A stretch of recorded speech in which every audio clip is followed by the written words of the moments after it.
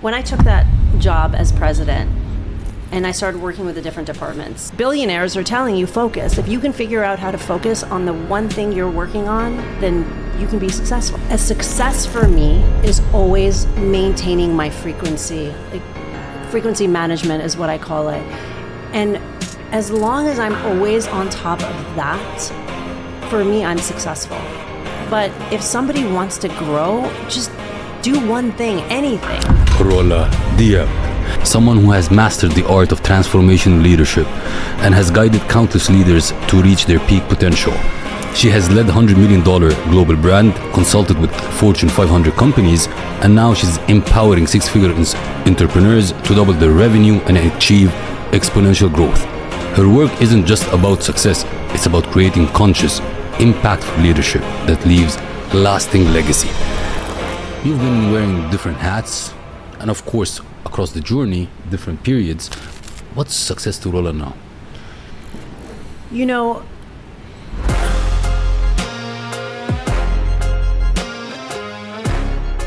welcome back, Alpha Squad, to a new inspiring episode of the Alpha Talks Show, the #1 fastest growing show in the region. Today I have the pleasure of introducing a phenomenal Alpha guest, someone who has mastered the art of transformational leadership and has guided countless leaders to reach their peak potential. She has led $100 million global brand, consulted with Fortune 500 companies, and now she's empowering six-figure entrepreneurs to double their revenue and achieve exponential growth. Her work isn't just about success, it's about creating conscious, impactful leadership that leaves lasting legacy. So please join me in welcoming to the show the incredible Rola Diab. Welcome and thank you for joining us today. thank you for having me. How do you feel? I feel amazing. Let me just choke. So Rola, before we start, I have a always kind of nugget question, which I say when we publish the episode, and people will see the graphics, they will see the thumbnail and everything, the title, they will think it's an interesting episode. What can you promise them today that they gain if they gave us their time? I'll make sure that they have insight on what to do next with their life if they would like to elevate from the perspective of success and strategy. Super. We're looking forward to that. So we start off. How do you feel today? Amazing. I'm here with you. Positive. Great. Positive. Always. So welcome to Dubai first. She's coming from Miami. So It's welcome great to to be Dubai. here. Yeah. Let's go back in time. I want to talk a little bit about who's Rola in a nutshell, and I'll dig deeper, but I'm also interested about your childhood. Take me through, because How deep are we going? Because Rola Diab, of course, she has Arab roots. Yes, the name gives me away. The accent does not. Is related to Amr Diab or not? I don't know. We find are out. actually. Oh, really? Yeah. Habibi ya Noor Ain, Habibi. Oh, really? Yeah. Okay. So take us about this. We'll talk about leadership later. So tell me a little bit about yourself so the audience can get... Yeah, if we're going back to childhood, I mean, relevant to this audience probably is I grew up in Riyadh, and my dad was a plastic surgeon, met my mom there. They decided to raise us, and I went to an American school. Grew up in a very conservative culture, as you can imagine, and my experience oscillated between being in an American school and being in an Arab culture. My parents were not religious, but they were culturally conservative. And so the challenge for me was balancing what I was experiencing at school and then the culture around me. And I was told, he's a boy, you're a girl, he can do it, you can't, right? And it was one of the most painful things to listen to. So I certainly grew up with the ambition to go past that type of thinking, to create more and do more. And when I moved to the US, I really, really took it over. When did you move to the US? At what age? I was either 17 or 18. I'm not sure. I have to check. With the whole family? No. I went to school for a year and a half. Okay. Away from my family. They sent us off, and my uncle was my guardian. And then they decided they didn't love the way I was behaving, pulled me back, put me in an all-girls school. Okay. And then I got to go back for college. After, what do you think, literally, that's, I would say, in Arab culture, created in you? Either it's a positive or a negative, and even if it's negative, it gave you a positive thing to change stuff that you wanted to change, growing up in such culture? You know, something that I really love about Arab culture is our warmth. Yeah. And when I came to visit multiple times, I kept extending my trip. I came for 2 weeks, then 30 days, then 40 days. And I found like I didn't want to leave. And I really loved the warmth that the Arabs brought to my experience. And I thought, you know what, this is such a beautiful environment from that perspective. I really wanted to be around it. And that really inspired me to move. Did you have a corporate job before, like after finishing university, or like? Yeah, many. Many. So you were an entrepreneur after school, or you joined a company and you worked? No, I joined a company. I actually got really lucky. I ended up in the lending industry after college, and I was making amazing money. As we know, the industry was doing incredibly well. I was making more than a doctor and killing it. And then, of course, the industry crashed. So had to adjust after that. Mental adjustment. Yes. So how long you stayed in corporate before you jumped to become an entrepreneur and take your journey further? Company I worked for was it was sold. Not the last. Oh, before you right. become an entrepreneur. Before I became an entrepreneur, I started my company at the end of 2018, beginning of 2019. In the bubble. No, in. So there is a bubble and it burst, but I will launch a company. There are multiple the real estate bubbles one that have happened. Yeah, 2008. Exactly. That was 2008. Yeah, exactly. Yeah, correct. Yes, yeah. that one was an adjustment. Yeah. You want to talk about when you go through a challenge, that's when you know your strength. You know, you're working on yourself, you're doing all the things to, through self-development strategies to improve yourself. That's when you know your greatest strength. But my interest is like you were in corporate. Yes. And it's an absolutely different bubble than being an entrepreneur. Completely. And then you left that and started this. How was this transition to you? So I started my company as a sales training company originally because of the second to last company I worked for had sold. And I went through the Kellogg program, and that really helped. We talk about luck, but we also create luck to a certain degree, right? There's some things that are kind of written and happen for us from where we live and the people, but there's the luck that we create. And I was able to pick up Fortune 500 companies, multi-billion-dollar businesses, but really I give credit to the fact that I work on my internal dialogue, my mindset, the energy, the frequency that I'm working with, and that's what develops the opportunity around me. True. So I think what you're wanting to understand is that transition from business to entrepreneurship is challenging. I mean, there are times where before you really hit that period, you're like, am I doing the right thing? How many entrepreneurs ask themselves, am I supposed to be doing this? Or should I go back? Should I go back? Yeah. And even when you're doing well, you can feel that way because it's a lot of work. We're not all built to be entrepreneurs, for sure. True. A quick note. Before we jump into this episode, I find this incredibly intriguing. On the back end of our YouTube channel, it says around 75% of you who watch this channel frequently over the lifetime of this channel haven't yet hit the subscribe button. I just wanted to ask you for a favor. It helps this channel so much if you choose to just subscribe. It helps us invite guests that give you great value. It helps us scale the production and as well makes this show bigger and bigger for you. So if I will ask you just one favor, and if you enjoyed the previous episodes and you're currently enjoying this episode, could you please hit the subscribe button? I love your support. It's incredible to see all your comments and engagement, and we are just starting. I can't wait to go on this journey with you. Thank you so much, and I will repay this gesture by making sure that everything we do on this show makes it bigger, and better. I'm committed to do this promise. Do we have a deal? Thank you so much for subscribing.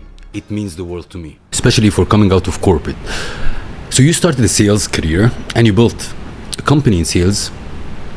And then tell me what happened that you started to focus not about sales, about leadership. Yes. Yeah. Well, what I realized is within sales, you have to have leadership skills. You have to have communication skills. And all those are supportive of being a great leader. Okay. So I started to study that. I expanded on that. And I actually even went further to expand into business consulting because I went through a program for business consulting. So anyone who knows me, I'm super curious and I love to learn. So I kept expanding my knowledge. And I ended up leaving what I had 10 coaches and a business coaching practice, sales and leadership, to take on this job for this $100 million brand because the founder approached me needing a president. So that's an interesting thing. So you were in corporate, you did your entrepreneurship part, and then while you're in entrepreneurship part, running your own business, you've been hunted to lead 100M, a global brand, right? Yes. How was this feeling? My first response to him was, no, I'm definitely not coming. Mm-hmm. I'm not leaving what I've built. And then he said, you know what? Keep what you've built. Come work with us. I don't mind that you still have that. No problem. Well, let me tell you, it's very hard to maintain a business like that and be fully attentive to, as a president, which I'm running all the departments of the company, right? So naturally that, deteriorated and I needed to do a good job where I was. So I made sure that my focus and intention was there. If in a nutshell, if I'm telling you, like as Rola, you believe that it's better for people or like anybody listening to us to pursue a corporate career or their entrepreneurship dreams. It's for each and everyone, it's absolutely different because a lot of traits needs to come behind. Yeah. But what's your take on that? It takes a very specific type of person to be able to handle being an entrepreneur. If we look at 6 Human Needs Psychology, entrepreneurs have to be comfortable in the lack of certainty.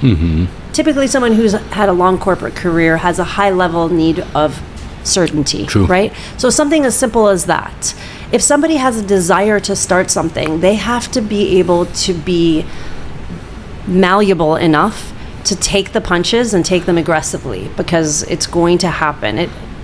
It's inevitable that you're going to struggle severely and you have to be able to have the backbone to handle it. So I wouldn't say it's for everybody. It would be how passionate and driven are you? How focused are you? How much of the foundational principles have you learned? I mean, there's so many factors to consider. But if someone's really driven, then that's really what they want to do, then they're going to figure it out. When you left the corporate career, because I love the part of entrepreneurship, when you left the corporate career, you knew the product that you will be selling, or you decided, no, I'm going to be on my own and I will figure out the product? For me, it's always been about leadership, sales, development, success strategies. So I'm obsessed. I am obsessed with self-development. I have studied it for over 20 years. You want to ask me what my favorite pastime is reading and studying self-development. It lights me up because I know that every little nugget I learn and I learn how to say something a little bit differently, deliver it, refine the way that I deliver it, and I know I can make an impact. In fact, it even just happened 2 weeks ago. I just got a message from someone who I ended up on an hour call with her, and she's like, Rola, I have been told about meditation a million times and how it's going to benefit me. But how you delivered that the other day, I have been meditating every day since, and she's like, I feel like a different person. Everything is falling into place. Like, meditation is such a hack for anyone who wants to try it. It's so important that we incorporate that, but it takes delivery in a certain way, and when you understand all the strategies and you know how to deliver, because communication is the most important thing that we do, then you 100%. Can really excel and improve. And when you're passionate about something, you deliver it in a way, even for you it looks very simple, but for people they will really gain something from it, and it will really help their life to progress. I'll tell you what, 2 days ago exactly, I posted something on Instagram on my daily routine. Okay, and for me I think it's super simple, not interesting, but somebody asked, so I had to answer. Like, I wake up, I have personal development time, I have my fitness time, and then I have my focused work time. Then after that, I can do whatever it is. Yeah. And for me, it's something that I didn't feel. It just works for me. And I got a message, it said like, Seif, I've been following you for quite a while, and I've been following you, following this routine. Yeah. And it really made a huge impact on my life. And I said like, are you freaking serious? This thing. Yeah. So for us, some stuff is simple. Yeah. But for others that we want to impact, it makes a lot of, makes the difference for them. Absolutely. I love leadership. But you put it in a, let's say, different way. What is conscious leadership? What is unconscious then? So conscious leadership is about awareness, emotional intelligence, and empathy, leading from a perspective that we are wanting to support and understand the people around us to a greater degree. We want to develop an environment, a culture that is welcoming. Now, it's important to note that we've been in a very male-dominant world, not just, the Middle East or even the U.S., it's everywhere.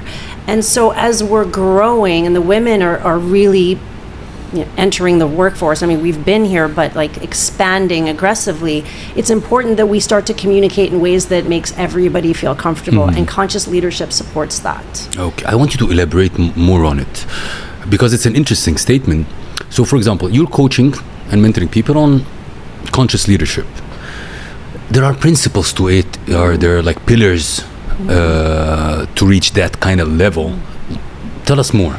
It's heavily set in energy and mindset, right? You're going to hear me talk a lot about alignment. Alignment is the most important thing I believe that we do, because it starts with the awareness, really having a deeper understanding of who we are, what we're working with, various different levels of the way that we communicate, really deep level of awareness. It starts there.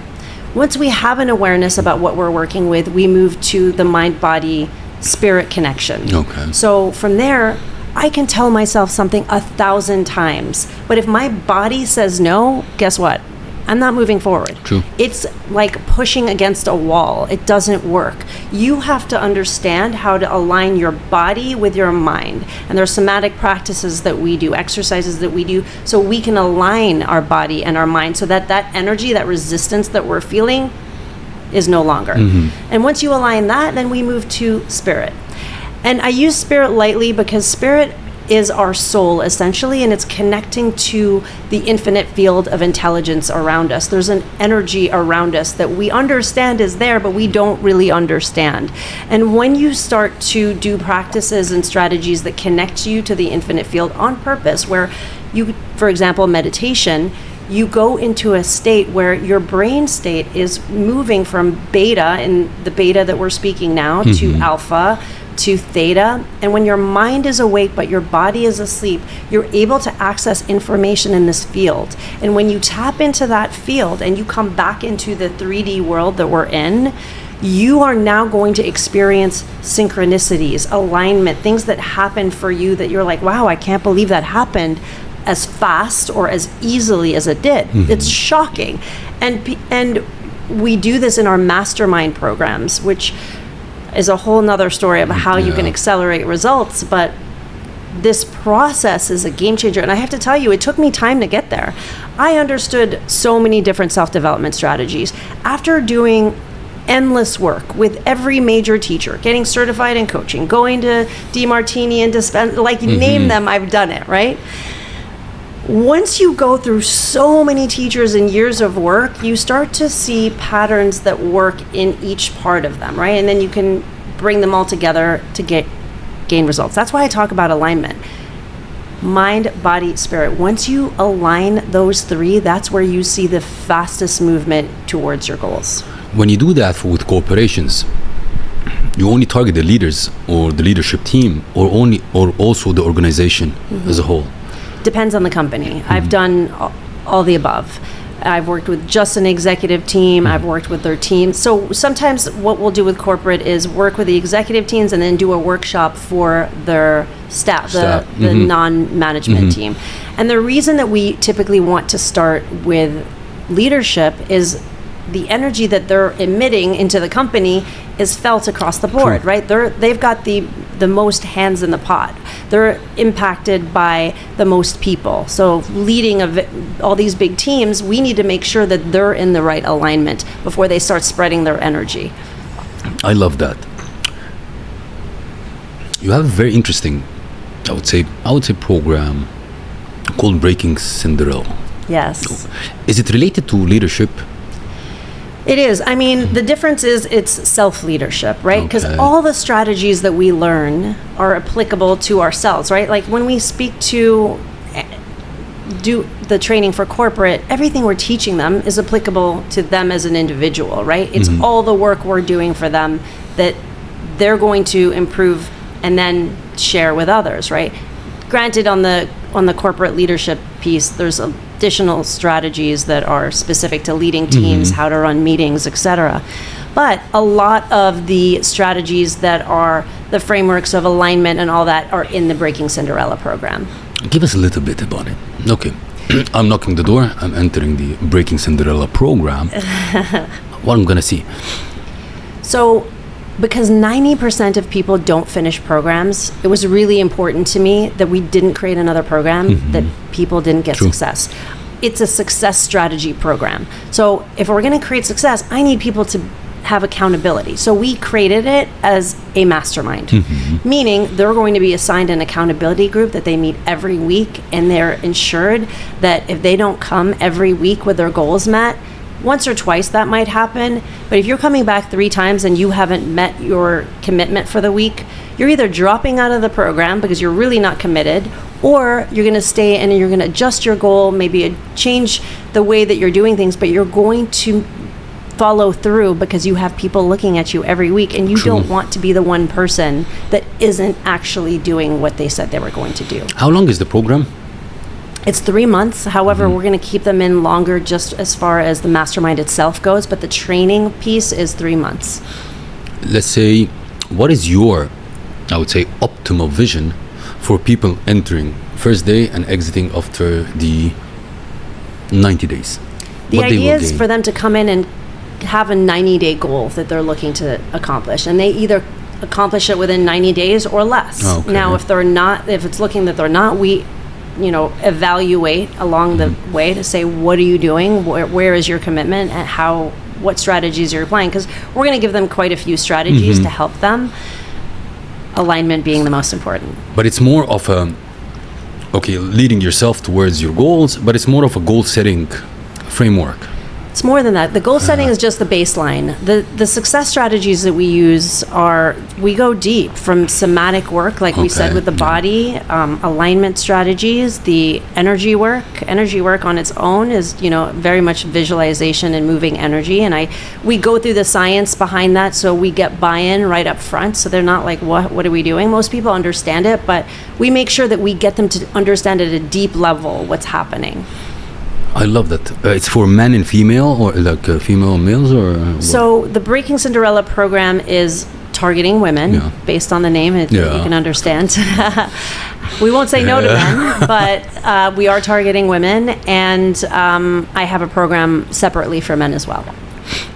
If I would circle back to leadership, and I would say, who's your role model for leadership? Who you listen to?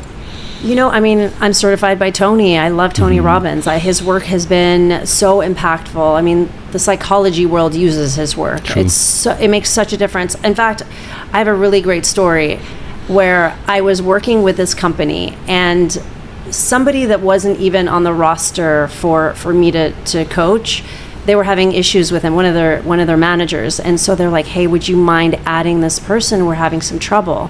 I said, absolutely, no problem.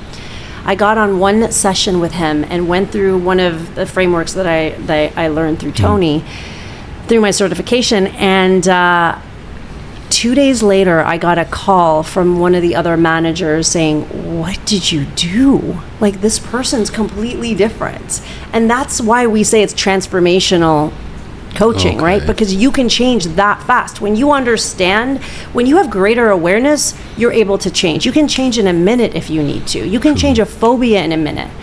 Maybe not a minute, in 20. Yeah. A little longer. Yeah, so the idea is that when you compound multiple strategies, the effects that you get are accelerated. If I'm in a leadership position and I come to you and say, Rola, I want to develop my leadership skills to a next level. Take me through a path. What you're going to do with me? I'm going to give you all my answers. Yeah. we have to tease the people. So it starts with, you're going to hear me say it over and over and over. We're going to go through an alignment process. We need to understand at a deeper level what we're dealing with, what the challenges are, what the dark side of you looks like, right? Because you can tell me something all day long, but if your results aren't there, that means there's something else. There's the dark side of what you see. So when we say dark side, I should say the shadow side, right? The side that's not getting the attention that we need to identify. Once we can identify and we bring the awareness around that, then we connect it to, is this actually sitting in your body because there's a fear around this? There's a program around something that happened to you. Like a limiting belief to break down. Limiting belief. Maybe you had trauma because, in your career something really bad happened, you're worried about it happening again, and it's replaying itself, right? So we start to analyze these different types of programs, and then we restructure them, we reframe them, we do different exercises to get them not just out of the mind but out of the body. Often people think they're trying to override the mind, and if you can't have the body join, then you're missing a big piece of it. And then we connect to the infinite field of intelligence.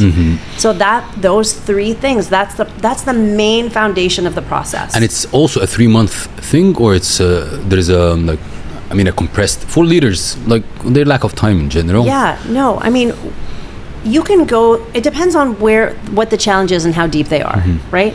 If we need to just change certain behavior, I can change that pretty quickly, depending on, actually I should reframe that. Yeah. Depending on how deep it goes. I've been able to change, like the one call. I had one session and I completely changed his behavior at work, and I'm getting phone calls later that we've got a different type of person.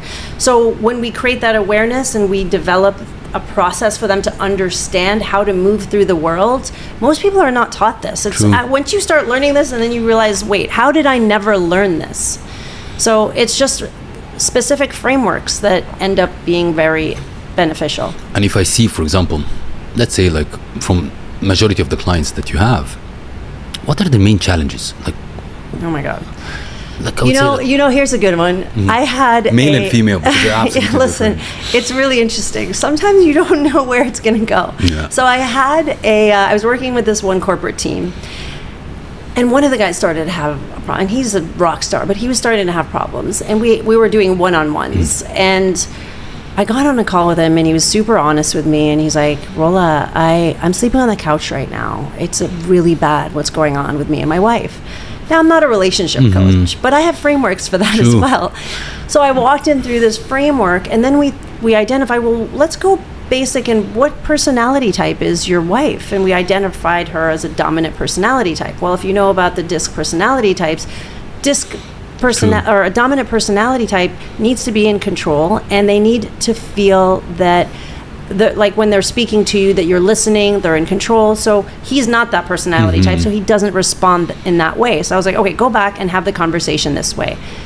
In about a week, he was off the couch. Wow. Yeah, they really could work through their problems based on communication. When you learn effective communication strategies, you win. Every business I've ever worked with, if they were having major problems, you'd be shocked at the major corporations today. They're the most successful, biggest names that you've ever heard of, have such failure happening internally because of ineffective communication internally. If they were to go in and fix the communication between departments and the silos that are happening with them internally, they would double revenue. I love this part. And I want to focus on it a little bit. You've been working in corporate, you've been advising and training corporate, and you've been an entrepreneur, so you wore different hats. The economy is driven by corporates at the end of the day, where the entrepreneurs build a corporation, so on and so forth. But if you look at the corporations that you advise, what are the, I would say, bottlenecks or challenges that you see over and over and over again in corporations that one day you wanna bazooka it? That's an easy one to answer. If there is cancer, you want to cut it out, right? Yeah. It's not different in a business. And I think one of the challenges that happens is that sometimes there's cancerous people in an environment, and that cancer spreads. Because if we look at everything as energy, and that energy is spreading, it's now affecting the energy of the people around them, right? If I'm now having to send part of my life force to thinking about the challenges I'm having with somebody's emotional issues and the way they're speaking and the way they're treating, and I'm feeling disrespect, all the things that can happen emotionally for people, that's my life force wasted on something else outside of me needing to work on a specific task and give my life force to the energy in front of me. If we started looking at everything as our valuable life force, we wouldn't spread it around and give it to everybody that showed up. And if we could look at a business as one big life force, and then we see it like the veins within the business and see where there's some like cancer, we need to remove that, or give it some vitamins, help it, improve somehow, right? Give it a shot of something. Is it worth to give some vitamins? Is it worth? It depends on the level of what you're doing. I mean, if we're at the cancer level, no. It's finished. The sooner, the better remove. But if it's someone that just needs some coaching, then, that's to be evaluated. True. I believe, or I see in you, that you focus so much on a mindset. Yes. Okay. And in our era these days, mindset is I would say it's a trend. So everybody just speaks about mindset. What is mindset for you, and why it's important for success? It's the foundation of everything, right? We are a ball of energy, right? We give so much credit to everything around us being like, this is 3D matter, but like it's all energy. And if it's all energy frequency that's vibrating, I can set intention on something and change the energy of it just by my intention to it. The study on water where they set intention and it changes, right? I can literally change Tony Robbins certified. Absolutely. I just envision Tony Robbins sitting in front of me. Right. Well, the female Tony Robbins. Intention. Yeah. So if we look at the world that way, everything I shared this with my sister recently. I was like, imagine that everything's a hologram and we have a projector. And in that projector, we've got like the old school slides that you plug in and, take out. Whatever's happening in front of you right now, imagine taking a different slide and popping it into the projector, and now it's projecting a new scene. Decide what that scene looks like. Acknowledge the previous scene. This is the scene I want to remove. That's going out. This is part of a metaphor strategy where we actually move things, because metaphors go past your conscious mind and go straight to your subconscious. True. So when you use positive metaphors, game changer. When you use negative metaphors, you're really hurting yourself, and people use them all the time. So if you start to look at everything as a hologram that we're creating, you go in and you just remove what it is you don't want, adjust accordingly, and then program the hologram for what you want. It's a game changer. Mindset, one of the most important thing is I believe the limiting beliefs and but the ability to deal with setbacks, negativity.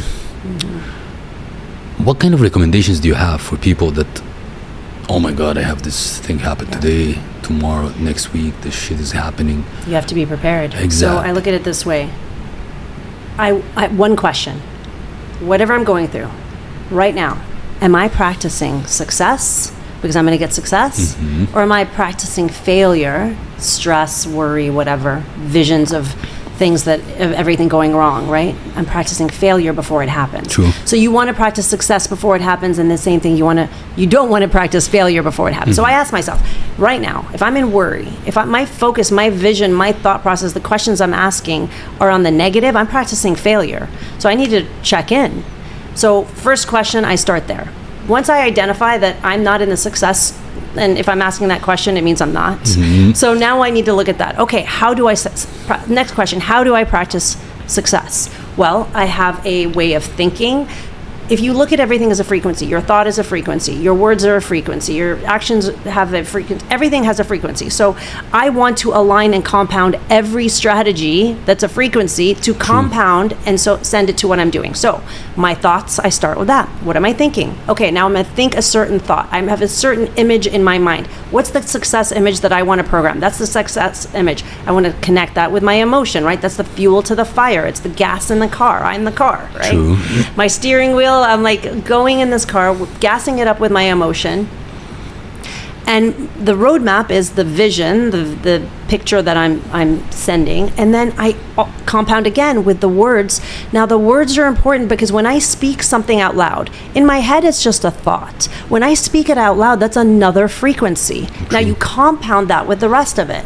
Now you've got an energy field that's being created around you, your image. You're feeling that. You've got to really focus and see that.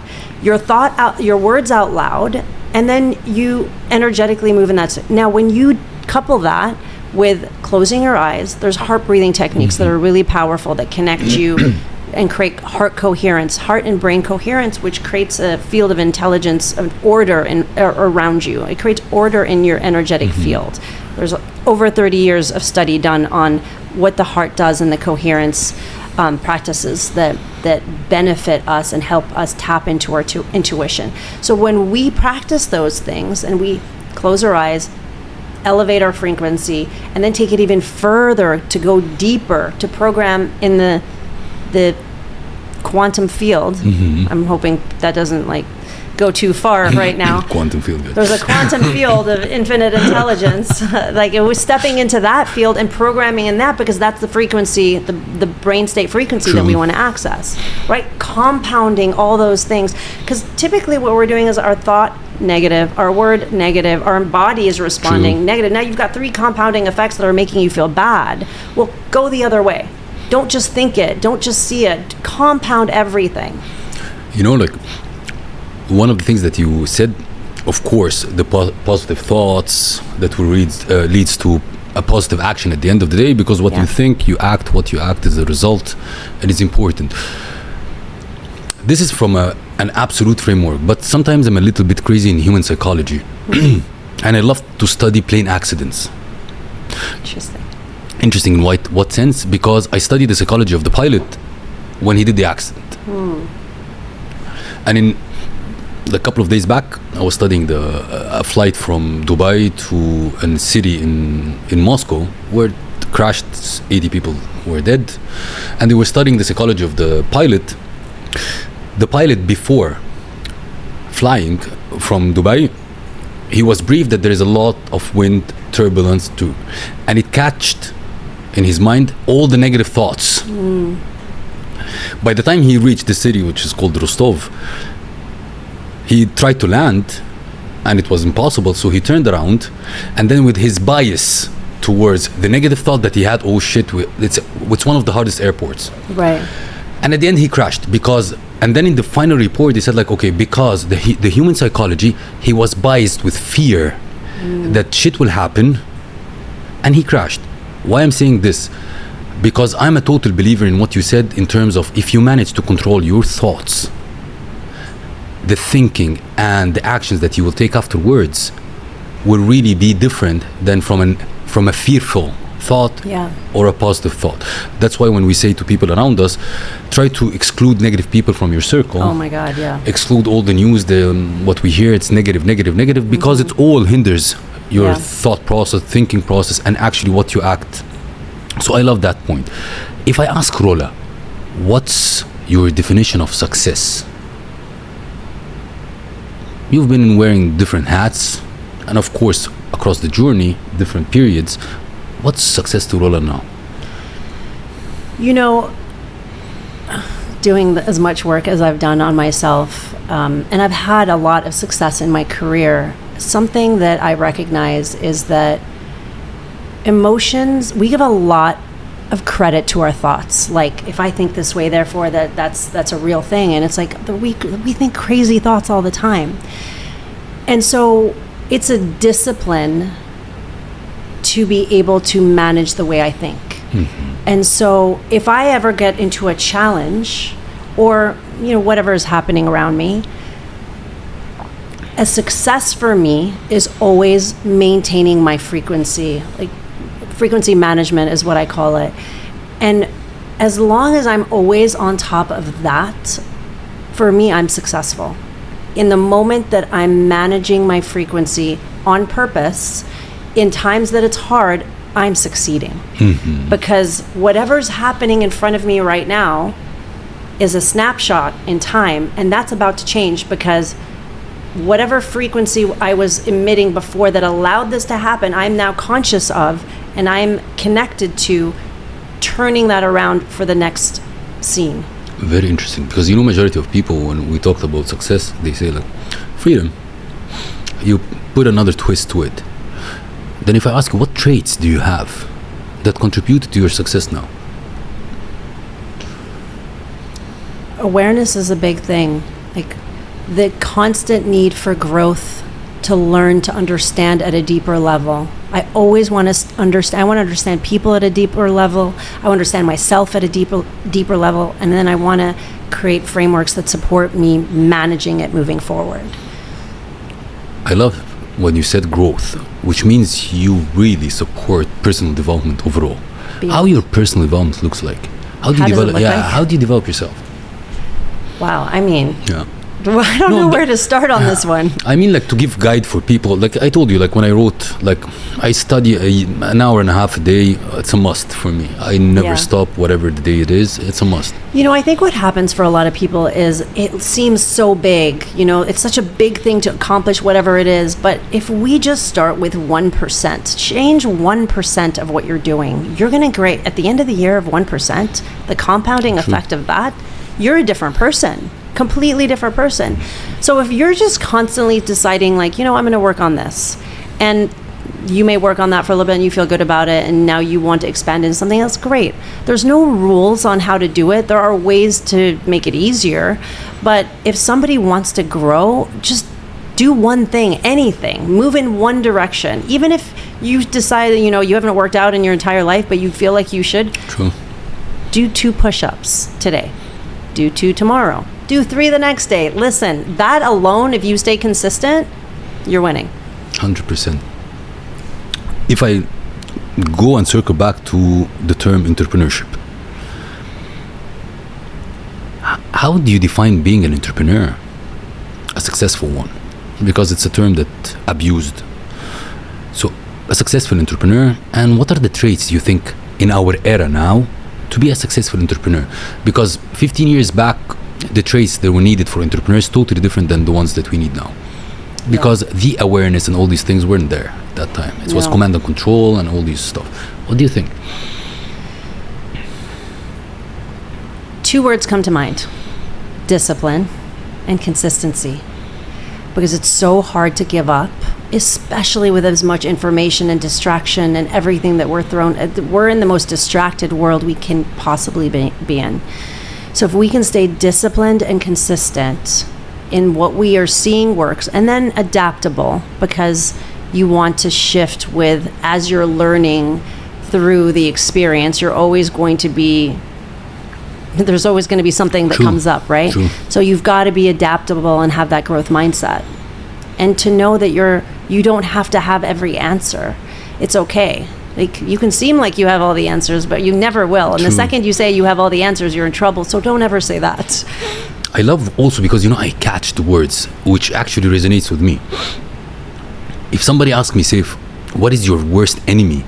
You know what I'm going to say? Especially this era. It's distraction. Yes. We super live in a world where you can be easily distracted, do nonsense, BS, and you're absolutely drifted away from your real goal. Focus is a superpower. True. So that's what I really resonate with. There's a story about Bill Gates and Buffett, where they were at dinner at Bill Gates's house. I think it was like 1980. I don't even remember. But they were at dinner, and Bill Gates's mom or father turned to them and say, so you know what? You guys are 2 of the most successful people in the world. What is it?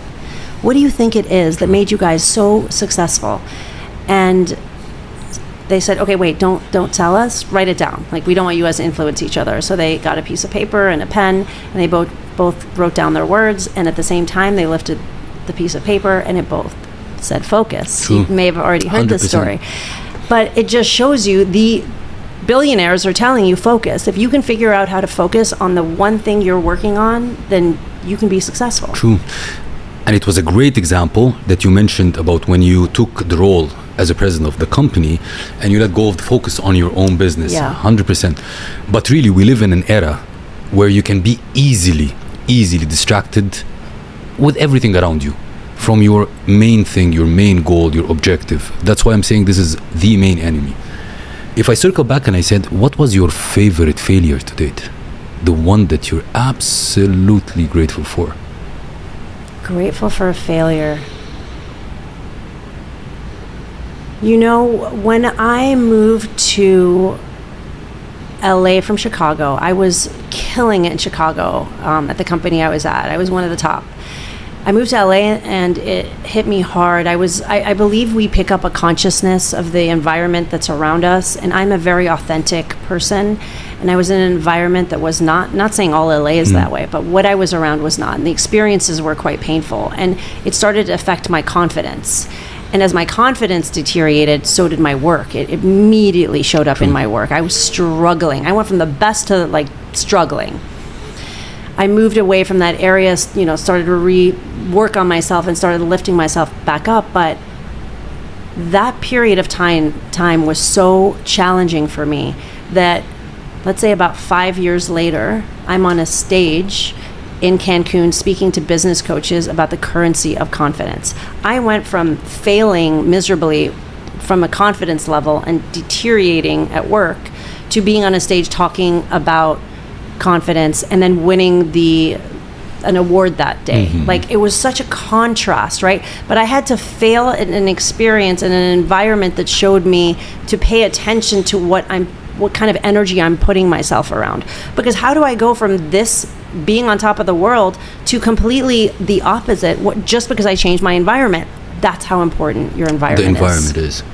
Yeah. I love that. If I switch it and I asked you, what is your proudest moment to date? Accomplishment? My proudest accomplishment.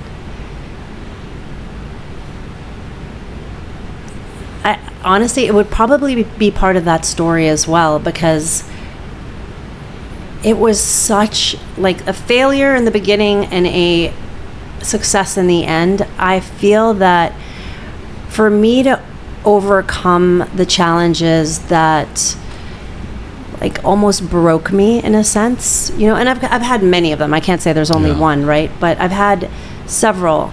And when you can overcome your internal dialogue, your internal challenges, I mean, there's no greater success than that. And sometimes at the darkest moments, it's so hard, and you have to lean on other people, right?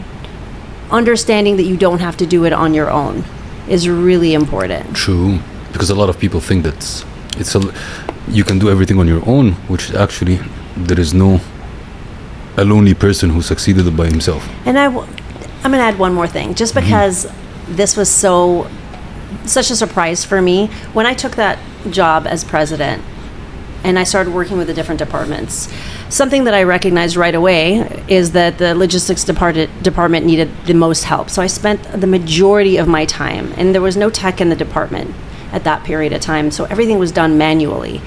And they kept running out of product. So I went in and I worked with them heavily to build systems and processes and, you know, eliminate the silos of communication. And what went from a complete disaster of, you know, the founder being very upset every week, and, you know, losing it on everybody, to never asking about it again. And it was such a great accomplishment because I'd never done that before. And I went in never doing that, but saying, you know what, I can figure it out. And I did. And so I would say that's probably that's at the top. Just go for it and figure it out later. I love that. Yeah. Do you read? Of course. What's your favorite books? Ooh. That couple. Give me a couple. There's so many. I mean, I'm reading The Psychology of Money right now, which I really like. I have to say one of my all-time books that changed me, just because it had really profound ways of understanding the world, was Conversations with God. Specifically, there was one thing that really stuck with me, and it's about the concept of time, how time doesn't actually exist, that everything is happening in this very moment, and we use time to measure change as human beings. That's what time is for us. We need to measure change, and so we've adapted time. And when you take that concept that everything's happening now, and when they talk to you about when people talk about manifesting, this is where it really fits in. When we talk about manifesting, they say you got to believe it now, like you already have it. It's because time doesn't exist, and if you don't create it in this very moment, you're not creating the frequency in this moment to create what it is you want. True. Because there's no future, it's now. Wow. Yeah. Rola, been always reading, or there's a particular moment in your life? Because a lot of people are not reading. So the question is, you've been always a reader that you want to develop yourself, or there is a particular thing happened in your life that, oh shit, I'm reading and it's good? I honestly only read self-development and success and leadership. That's really, I don't really read stories or anything like that. Fiction and or stuff, even relationship books, you know, I could use that. True, because actually I also personal development and non-fiction. Yeah. But for me it's different because I come from a culture, let's put it that way, we were not super reading people. Right. And I believe you understand me very well. And I was growing in my career by force. Like, I'm gonna make it. You understand? Like, my communication skills, my negotiation skills, my power, my energy, and that's it. Yeah. And why I'm saying this, because the pleasure and the satisfaction and the growth that you'll get from reading, it's really worth everybody reads. Absolutely. I had a time that I was saying growing by force. Yeah. And suddenly I had a mentor, and it's my first introduction to mentorship. When I was working in Samsung, I was still a kiddo. Working is, I would say, off to grow, and I was growing. But I had this guy, he's Turkish. He was the CMO of Samsung at that time. I said, like, I see the seed in you, but I want to mentor you. So I said, like, I even don't understand what is a mentorship. Like, okay, go ahead. And I remember the first time he said, like, okay, after work, we meet at my office, I will mentor you. And then I came and he gave me a paper. Go read these books. You know, to that date, I have this paper in my safe box. And I said, like, what the heck? Is this mentorship? Like a list of 10 books I have to read? From that day, I read every single day. Doesn't matter what. I have at least 30 minutes to an hour to read. Because the value it added to me and to my career, that I would love each and every person listening to us. What's your interest in your personal development, whatever it is? Read books. You want to know how to earn money, and you're saying I cannot earn money. How many books about money you read? You want to develop your mindset. How many books about mindset? You will not develop it by vibes. Yeah. So that's why I'm asking you, do you read? Because it really changed my life, my career, my personality, my character to, I would say, the best till now. Yeah. And it's still developing. So important. I mean, I'm literally the person that's at the gym listening to an audiobook. A podcast, in a way. Yeah, or a podcast, true. So it's programming your mind, right? What are you listening to? What are you feeding your mind? Your mind's being fed, right?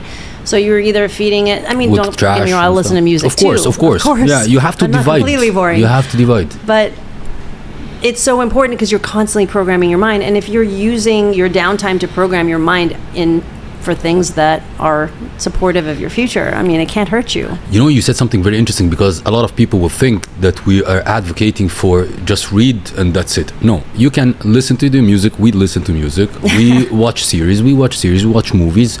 But there is a time that you need to develop yourself. Either you develop yourself, or unfortunately you will rot. Yes. That's how it is. It's either one direction or the other, growing or decaying. What brings you to Dubai then? Oh my God. What happened?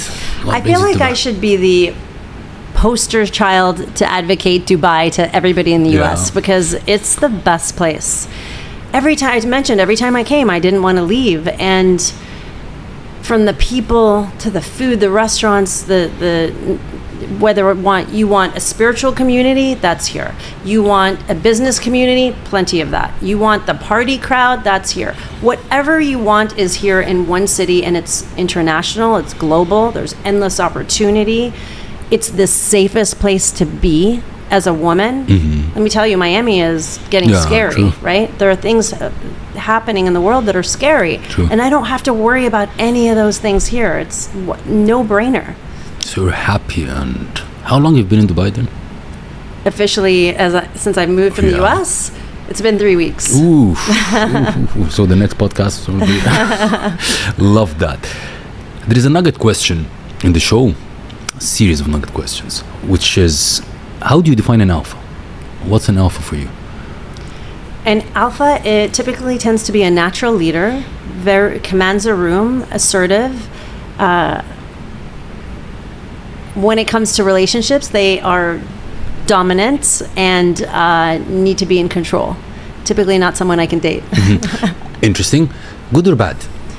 Not good or bad. I think in what capacity? Because if we're talking about a dating capacity, future relationship capacity, when you have an alpha, you and I had talked about, true. sigmas and alphas, and for someone who's very career oriented, who will always want to excel and expand, I'm never going to be, I'm never not going to work. And with an alpha personality type, it gets competitive, and you don't want that in a relationship that you're looking to grow and cultivate, right? And have a harmonious, peaceful life. True. So, we talked about sigmas, right? It's like the next level from an alpha that, works for my personality type. So it's not bad. True. It's just, it seems to not fit because, you guys don't like how I am. So. Okay. Let's move to the alpha quick fire. So I'll ask you a couple of quick questions. So, first word that comes to your mind when you think about leadership? Strength. What is the most important lesson your corporate career taught you? Practice alignment. How do you feel when you launched your first business? Excited. What was your biggest challenge in transitioning from corporate to entrepreneurship? Being alone. Who inspires you the most? I'm inspired every day by so many different kinds of people. What is the biggest myth about leadership? That you need to have all the answers. What is the one word that can describe your approach to coaching? Compassionate. If you could teach leaders one lesson only, what would it be? Alignment. In one word, describe yourself. Passionate. In this section, you ask me any question. Just one question that comes to your mind. Can it be a run-on question that I kind of add a couple things in there? Okay. Yeah. What inspired you to start this show, and what keeps you inspired to keep going? Okay, I'm not gonna bluff like I would say a lot of people. Like for me, my goals in life were different by phases. Okay, there is a phase that I was super focused on monetary gains. The second is this. The third is this. I'm in a phase in my life that I'm absolutely feeling fulfilled by impacting people, giving value. Why? Because what made me who I am now is what my first mentor did to me, was providing absolute value to me without no returns. So that's the fulfillment that I get now. That's the goal that I have, and that's why I created the Alpha movement with the show, with the book, with is the end objective is to impact people. And the word legacy is big, but I want, when we pop off, people will remember us in that we really did an impact. One of the greatest things that you get is when somebody writes to you that your thing really impacted their life, changed, made a positive impact. What can be better than that? But again, I'm not saying that this is a phase, but I passed through a lot of phases, good and bad, with the goals that we're setting. Some of them were good, some of them were bad, but at this phase now, it's that one. You're in your contribution phase. Absolutely. So that's why I'm not like always, like there are some people that comes out and say like, you have to pass through your journey. Yeah. Okay, we cannot force people to do. We're here to advise, give you I would say like the nuggets of our experience. Whether you take it or not, it's your call. Okay, so I'm not pushing you to do something. Right. This is where I am right now. I love this question. There is a follow-up or something? What keeps you going? But I think it probably the same. I would imagine this True, is, 100%. And I'd love it more than anything else I do. You understand? Like there are some things that you do just to move the wheel, correct? You're just doing it. This you do it with passion, with happiness. Even if you work zillions of hours, you don't even feel. I love that. Yeah. Let me ask you this. What is the best alpha advice that you've ever received? And I'm saying alpha, not beta. Yeah. Best alpha advice. Yeah. Can you define what alpha advice would be? The best advice. What's the best advice I've ever gotten? Yeah. Because it's alpha advice? Got it. Sometimes it's not even specific advice, and it's just like a statement that I live by, which I mentioned earlier, is like the statement of, are you practicing success or are you practicing failure? I think that's such a great way foundationally to assess life with everything, whether it's your career or your relationship or whatever. Because it also implies, what intention am I going to lead with? Because if I start with, okay, success or failure, I'm going to pick the other side, and then I'm going to lead with intention moving forward with whatever I'm working on. True. So for me, that was probably, it's foundational to how I operate on a day-to-day basis. I love that. If I move to the next one, is the alpha choices. I give you two things. You choose one. Okay. Conscious leadership or business strategy? Conscious leadership.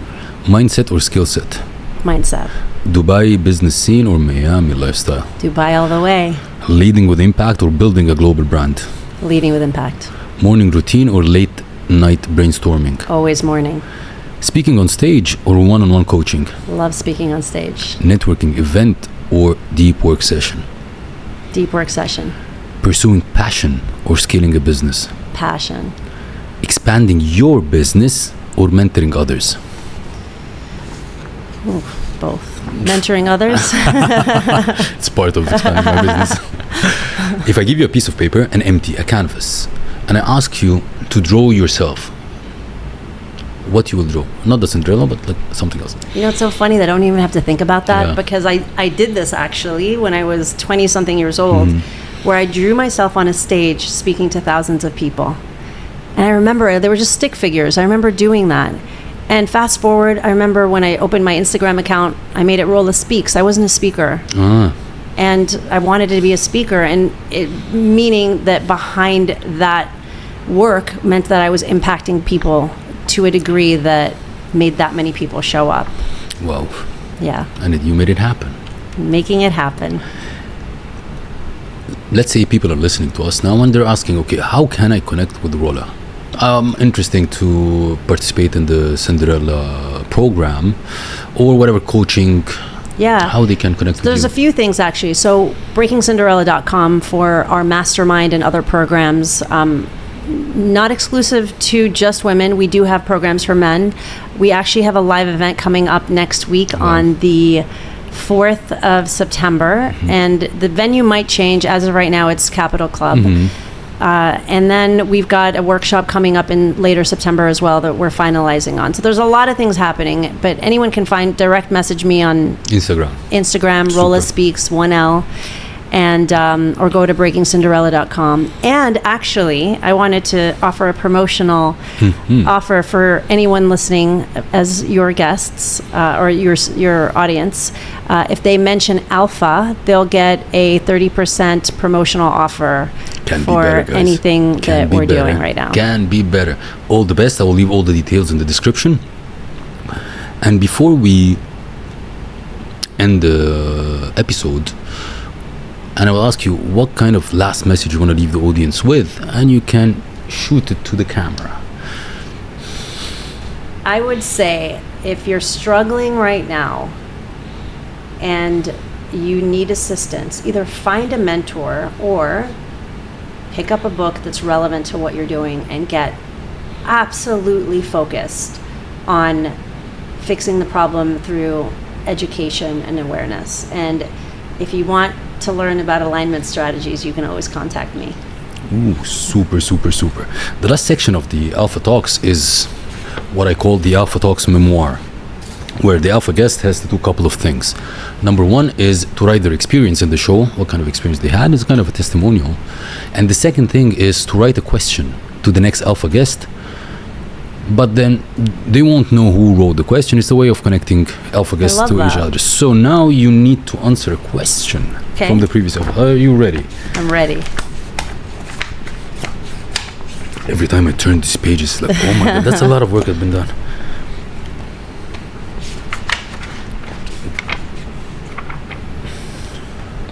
How do you become the best version of yourself? How do I today become the best version of myself? You're going to hear the same answer from me over and over again. Alignment strategies. Let's focus. It is the answer that I've discovered that when you do all three, when you align the three planes of reality and move from that space, everything falls into place. Rola, thank you very much. It's been a pleasure. I really enjoyed the episode, and I believe a lot of people listening and watching us will get a lot of nuggets from it, and I'm sure a lot of people will get into breaking Cinderella. Don't forget the 30%. Thank you very much. It's been a pleasure. My pleasure. Thank you. Thank you. That wraps another inspiring episode of today's show. I hope that this episode has ignited your inner alpha and left you feeling inspired, motivated, and ready to conquer any challenge that comes your way. Remember, alphas aren't born, they're made. It isn't about dominating others. It's about embracing your authenticity, leading with integrity, and making a positive impact on the world. If you enjoyed today's episode, be sure to subscribe to the Alpha Talks on your favorite podcast platform. Leave us a review and share the podcast with your fellow alphas. Also connect with us on social media at Seif El Hakim. Share your thoughts, insight, and stories of personal and business growth with us. Let's create a movement of alphas supporting one another. The world needs more alphas like you exactly. Until next time, stay bold, stay driven, and stay alpha.